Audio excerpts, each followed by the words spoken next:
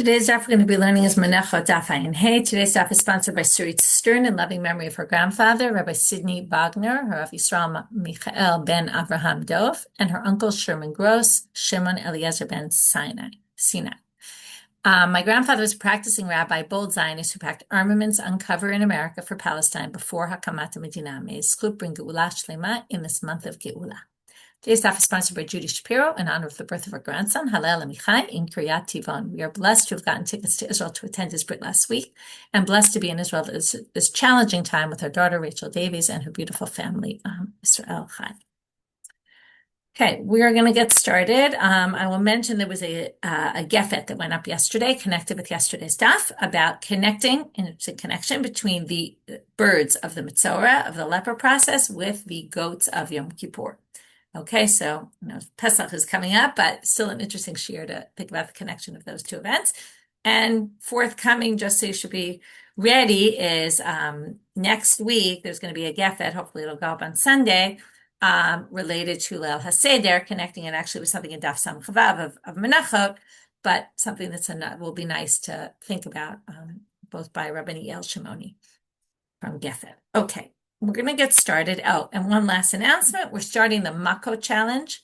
So for those who are interested in taking on another learning challenge, that will be after Pesach. And you're invited to invite friends to, it's a great short Masechet, 23 dapim. So it'll be a short challenge between Pesach and Shavuot, basically ending in Shavuot, which is always a nice time to have a siyum. And it's a great time to encourage more women who aren't learning at a regular basis yet, and see if you can get them interested in learning Gemara. And it's just a good way to spread a love of learning to others. So all the promotional materials went out yesterday. So if you want to share them around, share your statuses, be great.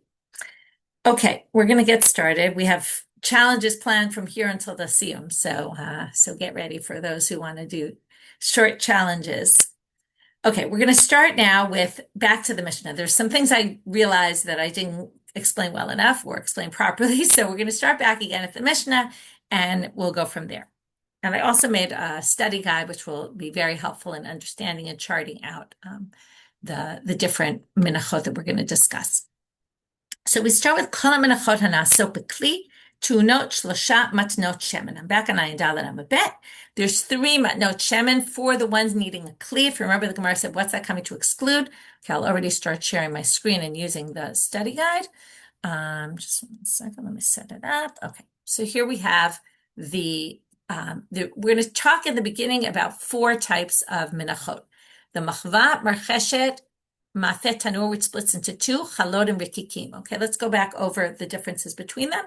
Anyone who went to the Menachot workshop, this will be a little bit easier, but for those who didn't, I recommend you go because it'll definitely help you if it's a possibility. I know travel to Israel is not so easy these days, but definitely recommend it, and not on Pesach because they are chametz. Okay, so we're going to basically talk about, there's 5 voluntary mincha options. Okay, we're not going to discuss today the one that's solet, which basically means that they're all solet. What it means is it's not baked or fried or anything else before doing the kmitza, as opposed to these 4, which are either fried or baked before doing the kmitza. Okay, but all 5 of those are the voluntary offerings. They all have a kometz at the end, where you're going to take a handful. The handful is going to be burnt. The remainder is going to go to the kohen. So they all start out similar, which is, okay, you put shemen in the kli. Okay, I specifically highlighted in yellow here all the nitinot shemen, because there's 3, except we're going to see this meshicha b'shemen is true only for the rikikim. Okay, but right now we're talking about the machvan and the marcheshet, as opposed to the chalon and the rikikim, which are the ones baked in the oven. The machvan and the marcheshet are different types of frying pans. One is a flat griddle pan, that's the machvat. The marcheshet is the deep pan. Remember, that one comes out harder. The marcheshet comes out softer because it's deeper and there's more, right? It's thicker because you can make the dough thicker because you have a deeper pan. So it comes out softer. Now, the way you start out is you put oil in a vessel. Oh, and by the way, the Mishnah says, what do we mean by kli? We mean it's baked in a kli. Okay, they all get mixed in a vessel. But we're talking about the kli is a klei sharet.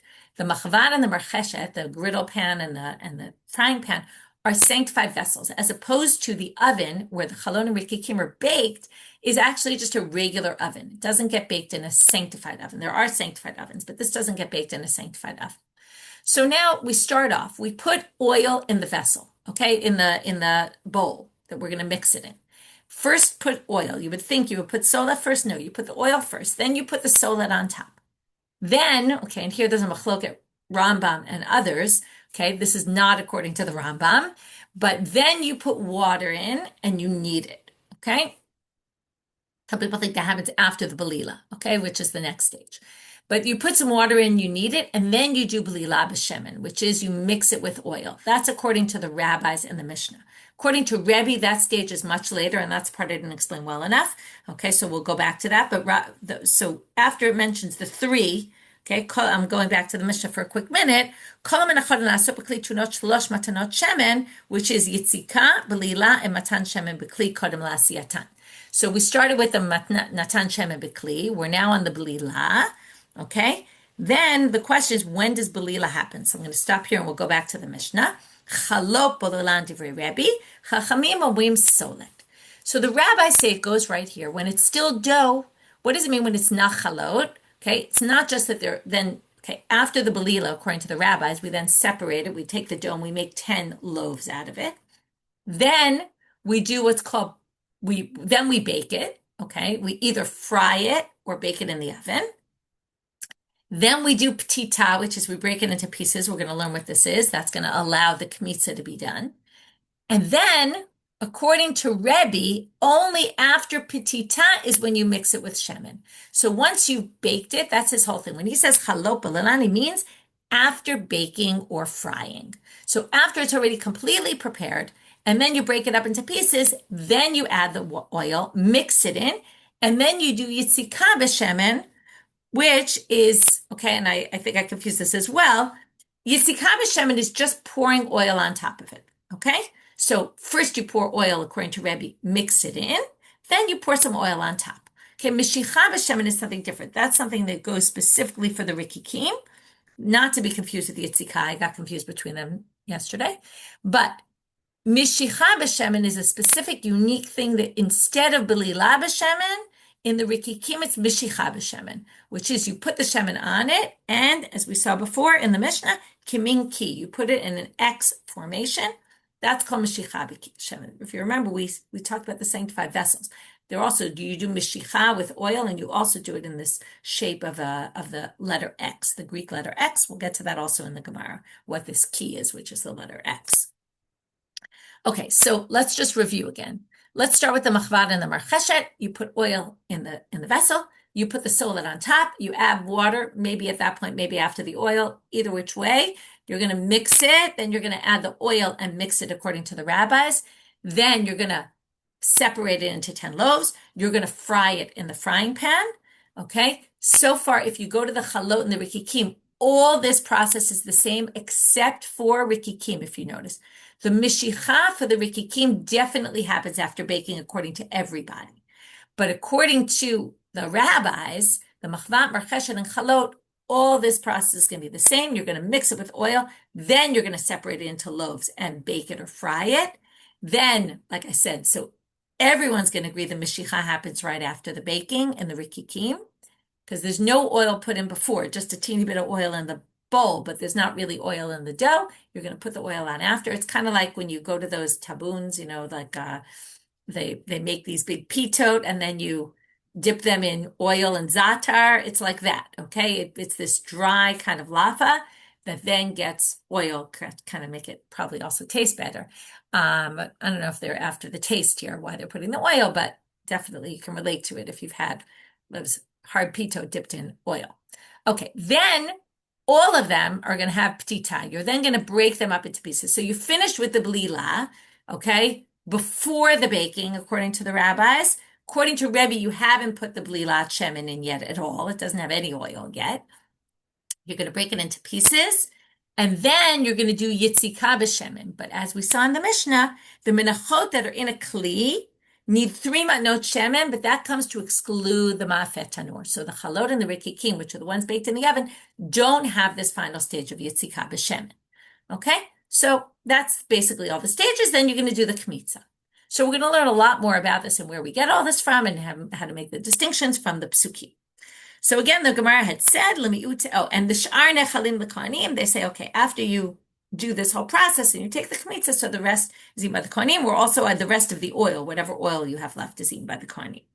Okay, now one other thing I want to mention before we go on, which I also forgot to mention, wanted to mention this at the beginning of the chapter. When we started this chapter, I just want to point out, you might notice there's Rashi Kaf Taf Yud at the bottom of the pages here, okay? There's regular Rashi, and then there's this Rashi Kaf Taf Yud. What is Kaf Taf Yud? Ktav Yad, okay? And there's a little note in the Gemara, if you have a regular Gemara, which at the beginning of the chapter, it says from this chapter until including chapter 11 of Menachot, the Rashi at the top of the page, according to Rabbi Batzal Ashkenazi, who's otherwise known as the Shita Mekubetzet, is not the real Rashi. Probably a student of his or something wrote it. It wasn't written by Rashi. And the Ktav Yad, which means manuscript, this Ktav Yad, what we have is the real Rashi, he claims. He published it, okay, as this is the real Rashi, like he discovered the real manuscript of the real Rashi. So there's two Rashis going on here. There's the Rashi that until he came along, everybody thought was Rashi on these chapters, and then there's the Rashi he claimed. So we're going to often quote the Rashi Ktav Yad, just so you know what we're talking about. That's this commentary that he found, that he said, this is the real Rashi. Okay, that's just a side point that I wanted to mention. Now, I'm going to start, so the Gemara starts off, Mai. So it says, the Menachot naso b'kli, we mean the ones prepared, baked, or really fried in a vessel, as opposed to the ones baked in the oven, which are not in a kli. They don't need, according to our Papa, lemutim and chat ma'afeh, they don't need the yitzika. Okay, there's no yitzika by them, not that they don't need it, they don't have it. There's no yitzika. You don't do that stage in those, the last stage of pouring oil on top of it. Now, Tanu Rabbanan, we're going to start getting, okay, if you don't remember all these things, then you'll all the things we saw in the Mishnah and the different categorizations. First of all, you can keep looking back to the chart. We'll also use it as we go on. And now we're going to learn everything out. We're going to darshan it, and then it should be even more clear. So we're going to start with these psukim about the machvat and the marcheshet. And if you look at your sheet, okay, we're going to start with these psukim. I'm going to read them inside. They're from last week's Parsha, Vayikra chapter 2. Okay, the first one mentioned here after the solet, the regular one, is the ma'afet tanur, right? And the solet is the one that's just not baked before you do the kmitza. You take the komets, you take it out, you burn the komets on the mizbech, and the dough is given to the kohanim, and they could do with it whatever they want. These are all baked or fried before the kmitza. So if you're going to do ma'afet, okay, ma'afet tanur, solet, okay, it's made of solet. They're all made of solet. That's that flour we've talked about. Chalot matzot blulot b'shemen, rikikim matzot meshuchim b'shemen. Here you see the meshicha by the rikikim. Okay, so you have chalot. There's two types. Either you could do chalot or you could do rikikim. If you remember, we learned Rabbi Shimon said you could do half-half also. Okay, which not everyone agreed with, right? Most people didn't agree with that. Anyway, the matzot are blulot b'shemen, and the rikikim are meshuchim b'shemen. That's where we get that rikikim don't have blula. It's the one stage that, right? It's the one that doesn't have that stage. And we do the meshicha, and the meshicha is always done, as we said, according to everybody, after they're baked or fried. In this case, they're baked. So it's after they're baked. Then it says, V'im mincha machavat, if you do it on the machavat, korbanecha, solet, okay, it's going to be made of solet, blula b'shemen, mixed with oil, matzah tiyeh. And they're all matzah, really, but it mentions matzah tiyeh here. Patot o tapitim, that means break it up into pieces. V'yatzata le'ashemen, there's the yitzikat shemen, minchahi, it's a mincha. Ve'im mincha racheshet korbanecha, and if you do it in the deeper pan, solet b'shemen te'aseh, it will be done in oil. Okay, so you might notice something interesting about these psukim, which is, it doesn't say blula by the marcheshet. It doesn't talk about nitinat shemen b'kli, except for, well, they're going to say b'shemen te'aseh, but minchat marcheshet is, it should be done in shemen. That means put the oil in, then put the solet. Okay, so it mentions things in one, right? The patoto tapitim is only mentioned in the machvat. So what we're going to have to do is we're going to learn from one to the other, because we see from the chart that most of these things appear in all the different types. So that's what we're going to do right now. Tanu Rabbanan. Okay, we're still at the bottom of Ayin Dalet on my bet. Don't worry, we'll get through the daf in time. So that's the Nitinat Shemen B'Kli, as I mentioned, right? So solet b'shemen teaseh. The solet will be done in oil. From there we learn you have to first put oil in the vessel before you put anything in. Then it says korbanecha, and it also says korbanecha in the previous, in the pasuk. So it says korbanecha by the machvat, it says korbanecha by the marcheshet. So what do you learn? L'gzera shava maka matan shemen b'kli, af lahala matan shemen b'kli. So just like you need shemen teaseh by marcheshet, you're going to learn that you need it by machvat. And now once we have l'gzera shava, it goes in both directions. Uma lahalan yitzika u'blila, afkan yitzika u'blila. And it says yitzika, and it says blila by the machvat. It doesn't say it by the marcheshet. But since you have the gzera shava, we're going to learn from one to the other. Okay, now we get to the machloket Rebbe and the rabbis, and we're going to see what's the basis for their machloket. So again, the big debate between them, in very simple terms, is when you do the mixing with the oil, the middle stage of the oil, does it happen before, as I showed you on the chart, before they get baked or fried, or does it happen after the petita, the end of the process, right? Meaning still the second stage of oil, there's still a yitzika of oil after, but basically that's almost at the end there, after it's broken up into pieces. So chalot b'lelan divrei Rebbe chachamim omrim solet. Now we're going to see their source. Tanu Rabbanan, solet blula. If you noticed, right, it said im al machva korbanecha solet blula. Okay, so now the word solet goes next to blula. So what do they say? Milamed sheniflelet solet. From here you learn it's mixed when it's still solet. Rebbe Omer chalot b'olam shenemar chalot blulot. He goes back to the pasuk right before where it says chalot matzah blulot b'shemen, which means what gets mixed? The chalot. Chalot means once they're already prepared as chalot and they're baked. Okay, that's when they get mixed. Amrulo, the rabbi said, no, you can't possibly be right. And they're going to bring a proof from something else, which we're not going to understand right now, but we'll get into soon. Amrulo, halo lachmei todah, but wait. The lachmei todah, remember there's 40 lachmei todah, okay? There's chalot matzot, rikike matzot, you have the same chalot matzot blulot b'shemen, rikike matzot meshuchim b'shemen, okay, the same type. There's revucha, which is something else, and there's chametz ones, okay? The rest are all matzah. There's ones that are chametz. Okay, we'll get back to them. But there it says chalot, ne'amar behen chalot, and they say, efshar lebolalan kashem chalot ela solet. There's no way, and we'll see why later, there's no way, you won't have to wait too long, we'll get there soon, there's no way chalot matzot could have been mixed with oil. It says chalot matzot blulot b'shem, and they get mixed up with oil. There's no way they could get mixed with oil at the late stage, okay, after they're baked.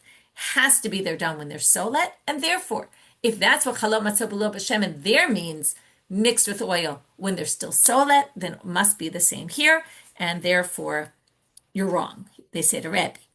Okay, so we're going to ignore the reason right now. We're going to come back to it soon. So according to the rabbis now, and this is going to be just review, that's why the daf is going to be a little easier because I already set this all up for you. Ketzad oseh, noten shemen b'kli kodem lasiyata. So put the oil in the vessel before you do anything. Notna, put the solet in.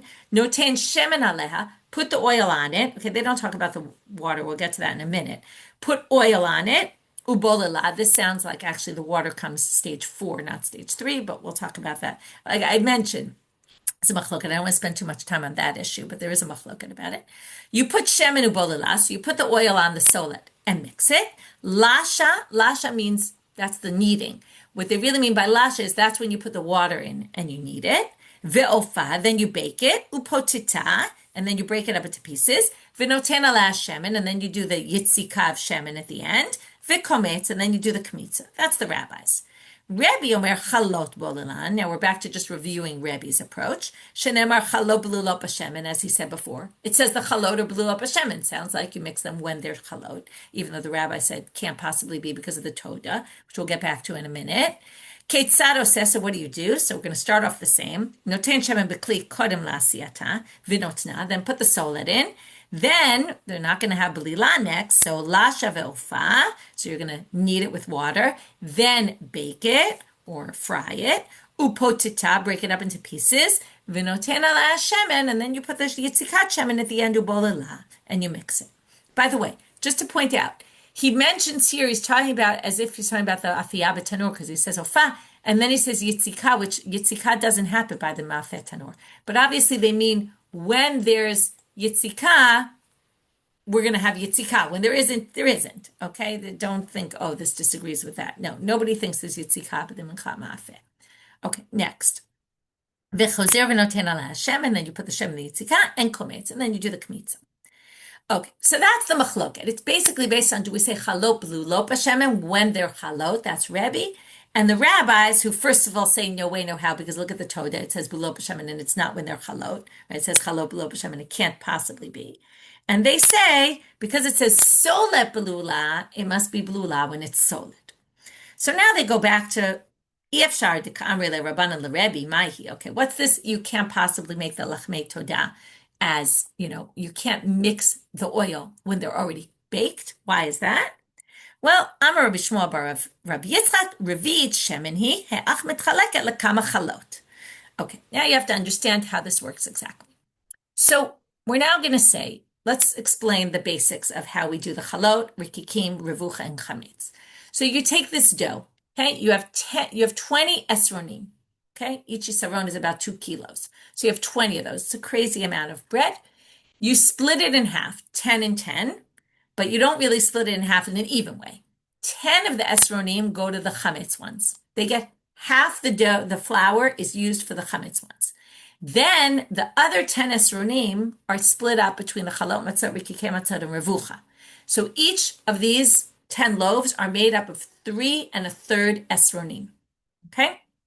As I said, nisaron is 2 kilo. So you can do the math. Now, then the chametz ones have no oil. Then you get a half a log of oil for the revucha and for the chalot matzot and rikikim, but again, it's not split equally. So the half a log of oil that goes for those 3 types, a quarter of it goes to the revucha, which we're not talking about today, and a quarter of it goes for the chalot and the rikikim. So you're going to end up now with 1/8 of a log of oil for 3.3 esronim of solet. Now that's a lot of flour and very little oil. So what's the basic theory? Well, if anyone bakes in the kitchen, or cooks in the kitchen, that if I take a big amount of, let's say I have a dough, and I mix a small amount of oil into a big pile of dough, I can basically get this mixed in well. Now remember, what does blula mean? It means mixed in. So I can mix it in and get the oil everywhere, even if it's just a little bit of oil, because if it's more liquidy, which is, a dough is a little bit more liquidy, you can move the oil around. But if it's dried, what's going to happen? The oil is going to immediately get absorbed into the first bit that it falls into. If there's not a lot of oil, it will get immediately absorbed into the first crumbs or pieces I throw it into. And then I'm not going to be able to properly mix it. So that's what he says. There's no way to properly mix it once it's already cooked, or baked, because then it's dry. And the oil will be mixed in to the first batch, the first little bit, and you won't be able to mix it in properly. And it says bulula, which means completely mixed. So that's not going to work. Okay? And that was the theory of the rabbis, why it doesn't work. Now we're going to go back to the Gemara. Chalot uno blila, this is back to the Mishnah. Rikikim mishicha. So now, remember, instead of blila by the rikikim, you're going to have mishicha, which again, according to the rabbis, the blila happens earlier before the baking, but the mishicha, everyone's going to agree, even the rabbis, mishicha happens after it's baked, but not after it's broken up, right? Rebbe says everything happens after it's broken up into pieces. Rabbis say it happens when it's all dough. The mishicha is completely different. The mishicha, everyone agrees, happens after you bake it in the oven. You then do mishicha. Chalot belulot, Tanu Rabbanan. So now how do we know that chalot or belulim and rikikim have mishicha? Well, it's pretty obvious from the pasuk. That's what the Braita is going to say. Chalot belulot, velo rikikim belulim. Okay, so they say the chalot get mixed up with the oil, but the rikikim don't. Now, even though it seemed pretty clear that's what you do, the Braita is going to suggest maybe you would have thought otherwise. What might you have thought? She'achov alo dinu. Maybe it would be logical to say the following. Machalot she'enan tunot mishicha tunot belila. Okay, chalot don't need this special thing of mishicha, and yet they need belila. So maybe you would say rikikin shetuni mishicha, as if like mishicha is an extra thing. Maybe they need mishicha. Well, maybe they need mishicha in addition to belila. Okay, einu din shetunim belila. If they need this special thing, wouldn't they obviously need the basic thing of belila? Talmud lamal, chalot blula v'lo rikikim bluim. That's why they say chalot appear with the word blula and rikikim don't. So from there you learn chalot blulim and not rikikim bluim. Now, it's not exactly the most convincing answer. Later the Gemara is going to say, how do you know this? Okay, why is it so obvious that it's chalot blulim and not rikikim or bluim? So we'll answer that very soon. But let's continue with the Braita first. Rikikim mishuchim v'lo chalot mishchot. Now they're going to do the whole thing in reverse. They're going to say the rikikim get mishich, not the reverse, but the other perspective. We're going to now say the rikikim are mishuchim and the chalot are not. There's no active mashicha. You don't pour this oil in an X formation on top of the chalot. And again, they're going to say, you might have thought it was logical to say the following. If rikikim don't need belila and yet they need mashicha, so chalot that already need more than the rikikim because they need belila, maybe they also need mashicha. Talmud Lamar, rikikim meshuchim v'lo chalot meshuchot. And that's why it says the rikikim are meshuchim and not the chalot. To which the Gemara asked, which I told you that we're going to ask, my Talmud, how do you get it? That just because it says chalot blulim and rikikim meshuchim, you really could have learned one from the other. Just like we did with the marcheshet and the macha. We said that one says patoro tapatim, this one doesn't. You could have said that, to which they answer, Amarava, lo lishtami v'lichtov chalot meshuchot v'rikikim bluim. What this means is that in all the times it's mentioned in the Torah, and it's mentioned a bunch of times, okay, there's a bunch of different korbanot that need chalot blulim and rikikim meshuchim. Or I would say like this. There's a bunch of places in the Torah where it requires chalot and rikikim, or chalot or rikikim, and every single time they're mentioned, it always says without fail, chalot blulim and rikikim meshuchim. So if they wanted to say that one, right, that the chalot or meshuchim or the rikikim are blulim, then it would have added it somewhere. It would have said chalot meshuchim or rikikim blulim. The fact that it never appears, that shows that it's not. Okay, I see you're asking about the meshuchim. I don't know why, especially what the reason is, but again, the difference is very clear. What you do when you do blula is you mix it all up together. It's like the way you would mix a dough. Mishuchin is you just pour some oil on top. That's it. That's the difference. Okay? And you don't mix it in, you don't anything.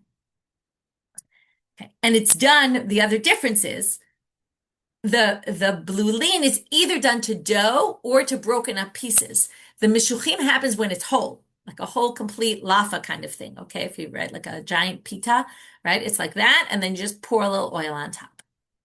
Kitzad moshchan. Now we're back to the Mishnah. Kimin ki. So how does the mashicha happen? Like a key, which we're going to see what that is, even though I mentioned it already. And whatever's left. I said it before, whatever's left.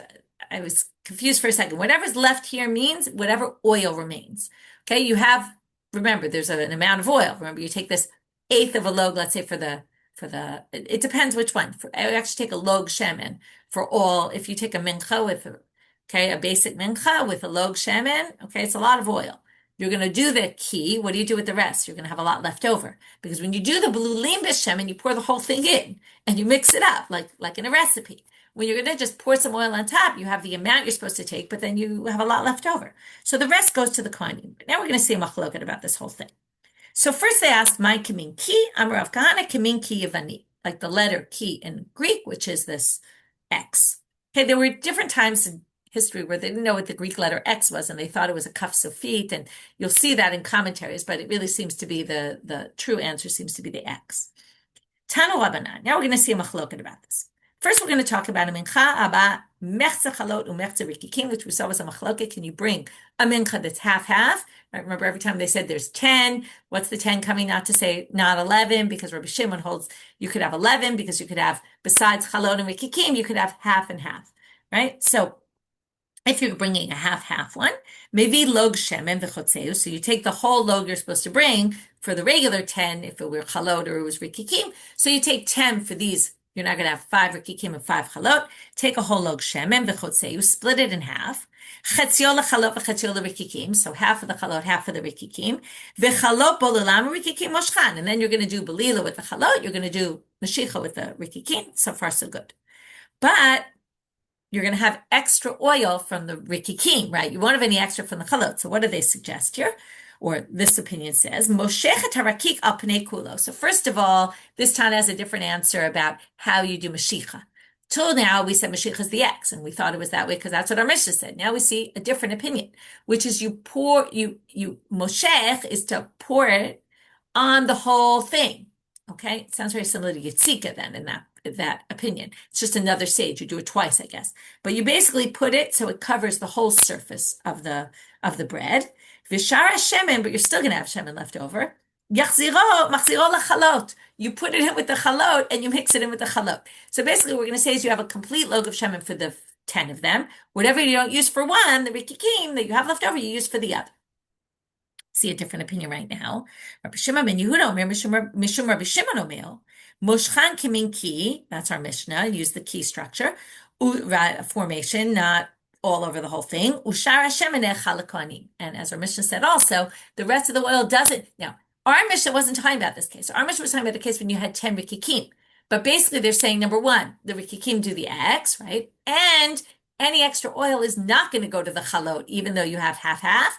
The extra oil goes like in the regular case of rikikim, it just goes to the kohanim. So that's a machloket about two different issues. Now we're going to have another braita, which is similar. It's going to talk about what if you have just rikikim. And we're going to see similar machloket here. Rikikim aba'im b'fnei atzmam, mevi log shemen u'moshchan, v'chozer u'moshchan ad shichlek kol ha'shemen shebelog. Now, according to the first opinion there, that in the end you're going to use it for all the 10 loaves, or they're half rikikim, half chalot. So if you don't use it for the kikim, you use it for the chalot. If they're all rikikim, you also don't give the extra to the kohen. You just keep pouring over and over and over and over until you finish the oil. So you pour tons of times until you finish all the shem. Rabbi Shimon ben Yehuda, again, Omer Mishum Rabbi Shimon. No, first of all, you don't put it on the whole thing, and you don't continually dump it. Number one, Moshchan Kamin Ki, and Shara Shemen Echal Kohanim. Okay, you don't have to keep dumping oil. The rest of is just extra. It goes to the kohanim. Next Mishnah. Now we're going to start with the Petita. We're going to have two Mishnayot on the Petita. So we're going to start. Now notice this says, just like our previous Mishnah, all the menachot that are done in a vessel need, right, before it was need 3 matnot shemen, and then we said, what's it excluding? It's excluding the minchat ma'afeh. This one is not going to exclude the minchat ma'afeh, because you already know, if you look back at the chart, what did we say? All those 4 menachot, including the minchat ma'afeh, need, right, we have, let's just go up, machva, marcheshet, chalot, rikikim, all need Petita, right? Okay, so they all need Petita. By the way, I don't know why this is yellow here. This is some mistake that happened. Ignore it, okay? No, it shouldn't be yellow, that little V at the bottom. But anyway, so now we have they all need Petita, okay? So what's this coming to exclude? So the Gemara starts off, Lemiutemai, just like the previous one. Now you know why they said it then. Then they want, that Mishnah when it says Matuno Kli excluded the Mafet Tanur, right? The Rikikin and the Chalot. This time, it's excluding something else. The purpose of Petita, let's just go through. The purpose of Petita is that if you've already baked it, and now you want to take a kmitza out of it, you're going to have a problem. Why? Because how can you take a kmitza from, you have these 10 loaves, so let's say 10 pitot type things, or something like in that kind of shape. How are you going to take a kometz, a handful out? You're going to have to break it up into pieces. The shtei lechem and the lechem apanim get eaten completely. There's no kmitza to be had. So you don't have to do the petita. Tanu Rabbanan. Now we're going to see this in a drasha. Patot ota pitim. Okay, that's the pasuk we saw before. Okay, let's read the whole pasuk. You can look back on the sheet if you want. Patot ota pitim v'yatzakta ala shemen minchahi. You have 2 parts of this. You have 3 parts. You have break it up into pieces. Do yitzikav shemen. Both of them we're going to see have an exclusionary term. Patot ota. This, you should do pitim. Yatzakta aleha, on this, put shemen. So each one's going to exclude something else. And then it says minchahi, which means this is a mincha, okay? Which comes to kind of say, maybe this is true for other menachot as well, but it also says he, which is an exclusionary term. So that's where we're going to play with the words here. So the first thing they're going to say is patoto tapitim mincha, okay, because the end of the pasuk says minchahi. From there you learn lerabot kol menachot lepetita. From there you learn all other, except for the ones we're going to see, all other menachot need petita as well. Then they're going to say yachol shani marbe af shtei alechem v'lechem apanim. Okay, wait. If you're including all menachot, you're going to include the shtei alechem and the lechem apanim, right? The showbread and the 2 loaves that go with the Shavuot offering. Talmud Omar ota. No, it says patot otapitim. That excludes. What does it exclude? Those 2 offerings.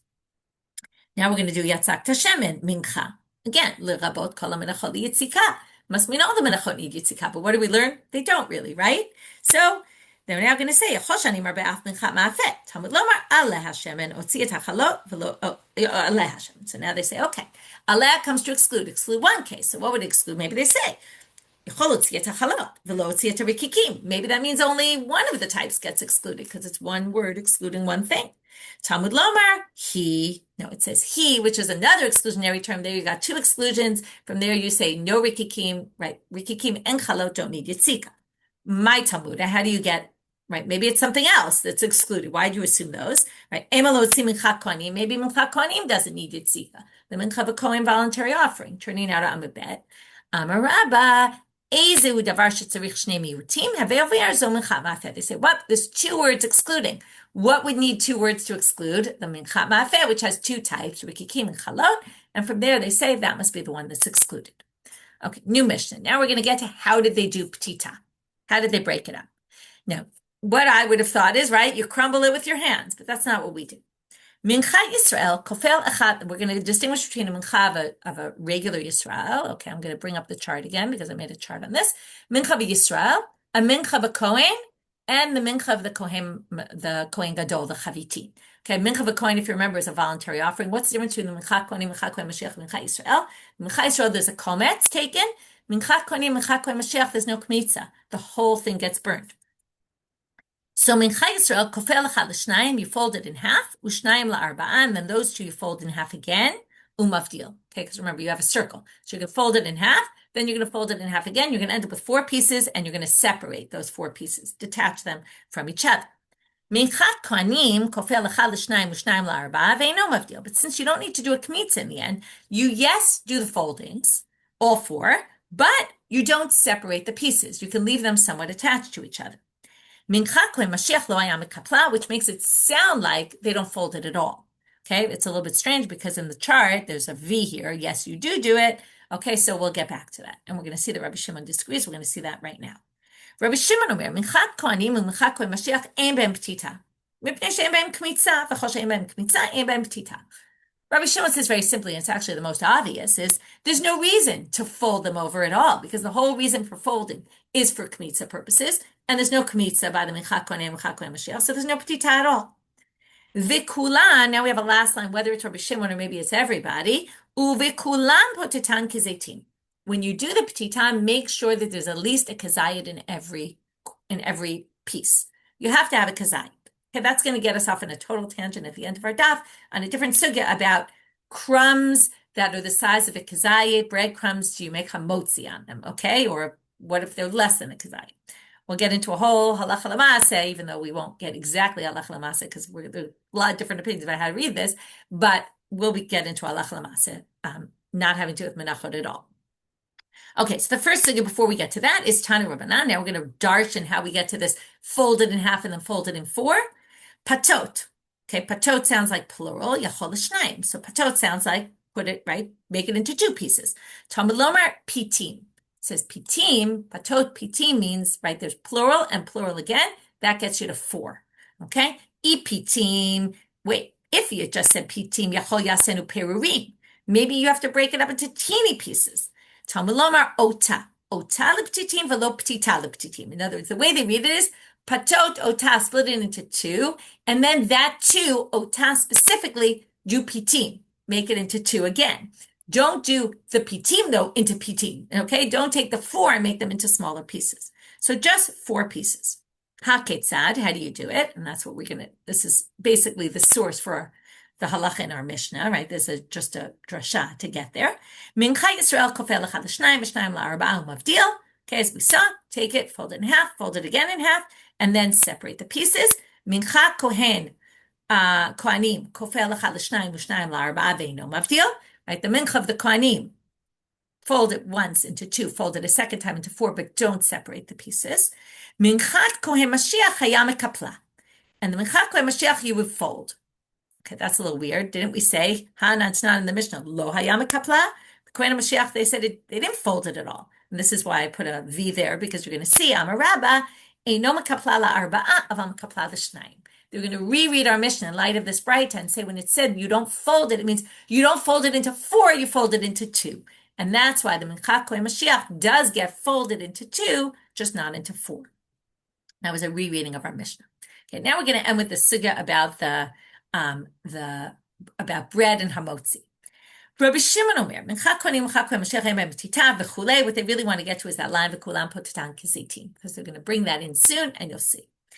Amar Rav Yosef, Chai Chavitza, and this what leads to this big machloket among the poskim about what you make hamotzi on, because it's not clear what a chavitza is, okay? If you look in the Rashi Ktav Yad, okay, it says, Tafshir shekorin shlan kuk, shemefaririm bo pat.